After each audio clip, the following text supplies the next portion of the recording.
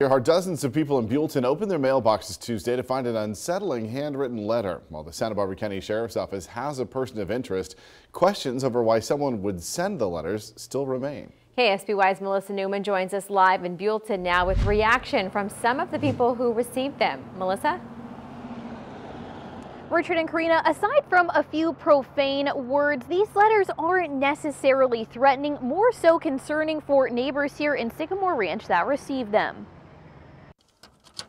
Junk mail is going to get a second glance from now on in several Buellton neighborhoods after handwritten letters were sent out to dozens of homes earlier this week. I was on the phone with my husband at the time, and when I opened the piece of mail, I was a little frightened. When I first looked at it, I thought maybe it was one of those newspaper where they cut out the letters and taped it to the paper, but of course it's not, it's handwritten. But you know, when you first open it, it's like, huh, what's this? The letter, peppered with profanity, immediately caused concern for those who received it.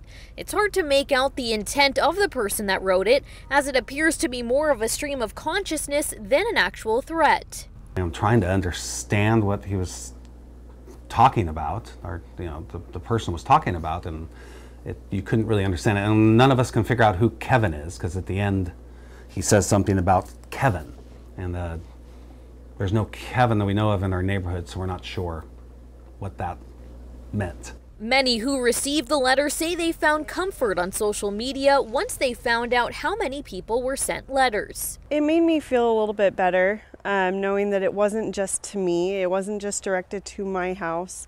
It was to several members of the community. I still felt safe. Yeah, I mean, it makes you always afraid for your family. And, you know, when something like this comes around, that somebody would take that much time to write, you know, a handwritten note and mail it out to all these people, it does make you concerned. And especially if they put their own phone number on it, you know they're not very balanced.